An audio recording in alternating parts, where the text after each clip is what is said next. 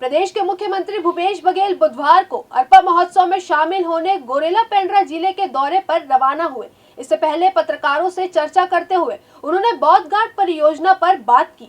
मुख्यमंत्री भूपेश बघेल ने कहा कि बस्तर क्षेत्र में आदिवासियों को खेती के लिए पानी की अत्यधिक आवश्यकता है। आदिवासियों के पास खेत तो है लेकिन पानी नहीं है। उन्होंने कहा कि बौद्ध घाट प्रोजेक्ट बस्तर में खेती के लिए बहुत जरूरी है। इसके शुरू होने से सभी को भरपूर पेयजल भी मिलेगा।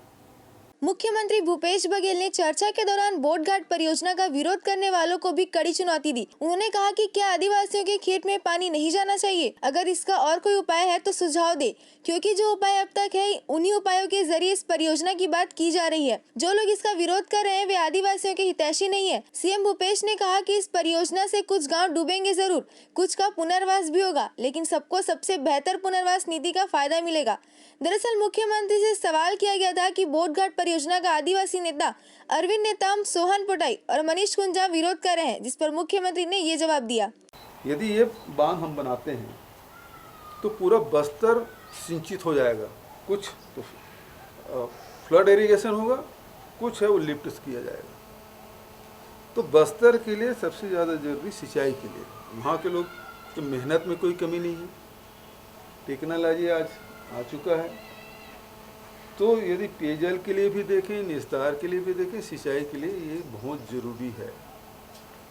आज इंद्रावती का पानी जोरा नाला के माध्यम से चला जाता है सबरी नदी में, और स्थिति ये है 1-1.5 लाख की पॉपुलेशन हमारा जगदलपुर का, वहाँ पेयजल के संकट उत्पन्न हो जाती है, इंद्रावती सूख जाता है। तो यदि हम इसको नहीं बनाएं, कलमेश्वरम में बना तो कौन विरोध किया भाई? वहां तो 2 लाख पॉपुलेशन प्रभावित हुए, सैकड़ों गांव डूबे और 2 लाख पॉपुलेशन तो शिफ्ट होना पड़ा। यहाँ तो वो स्थिति है ही नहीं, उतनी स्थिति नहीं। ये बात सही है, कुछ गांव डूबेंगे, लेकिन मैं ये कह रहा हूँ कि सबसे अच्छा पुनर्वास नीति हम लागू करेंगे। हम उन्हीं से कहेंगे कि आप क्या चाहते हैं, उसके हिसाब से पुनर्वास हो।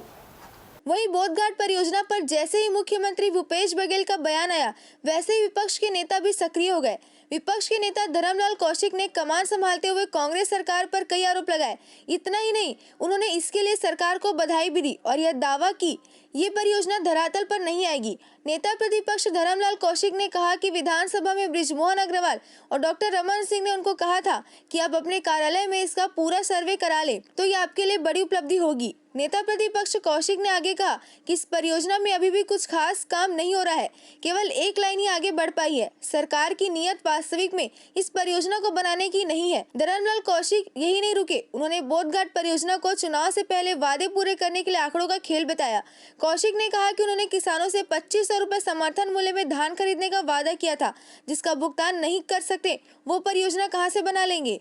हमने तो कहा कि हम उनको शुभकामना देते हैं, बौद्ध घाट परियोजना को बनाएं, लेकिन जो परियोजना बननी नहीं है, जो धरातल पर आनी नहीं है, ये उस समय बृजमोहन जी और डॉक्टर रमन सिंह ने विधानसभा में उनको कहा था कि आप इसका यदि आप पूरा सर्वे करा ले अपने कार्यकाल के अंदर में तो आपकी बड़ी उपलब्धि होगी। और जितने दिन बोले हुए हो गया, एक लाइन यदि आगे बढ़ी है, यदि 1 किलोमीटर, तो आप बताएंगे ज्यों का त्यों है। वास्तविक में बौद्ध घाट परियोजना बनाने की इनकी नीयत नहीं है। ये तो कुल मिलाकर के केवल ऐसा आंकड़ों का जाल फेंकना चाहते हैं कि लोगों के सामने में ये लग सके कि जैसे चुनाव के पहले इन्होंने जो वायदे किए और वायदे करने के बाद में आज तक 2500 रुपए का भुगतान नहीं हुआ है। जो 2500 रुपए का भुगतान नहीं कर सकते वो बौद्ध घाट परियोजना कहां से बना लेंगे? जो युवाओं को बेरोजगारी का 2500 भत्ता नहीं दे सकते वो कहां से बना लेंगे? और इनके पास है कहां पैसा जो इस परियोजना को बना लेंगे? विरोध करने की बात नहीं है, ये भ्रम जाल फैलाना चाहते हैं। जनता अच्छी प्रकार से समझ रही है इस बात को, और वहां के नेता इनके भी समझ चुके हैं, इसलिए खुल करके उनके सामने विरोध कर रहे हैं।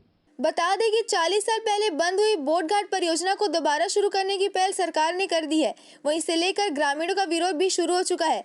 बताया जाता है कि परियोजना की जद में आ रहे 50 से ज्यादा गांवों के 1 लाख से ज्यादा आदिवासी विस्थापित होंगे। अब तक व्यवस्थापन के लिए कोई भी योजना नहीं बनाई जा सकी है। ऐसे में ग्रामीणों का विरोध इस बात का है कि उनके व्यवस्थापन को लेकर आखिर सरकार के पास क्या योजना है। दरअसल जिस जगह पर बोट घाट परियोजना प्रस्तावित है वह इलाका नक्सलियों का कोर एरिया माना जाता है। ऐसे में आगे चलकर इसमें नक्सलियों के दखल के चलते बड़ा आंदोलन खड़ा होने की भी आशंका है। कैमरामैन सूर्यकांत गौतम के साथ अंकित मिश्रा की रिपोर्ट, द न्यूज़।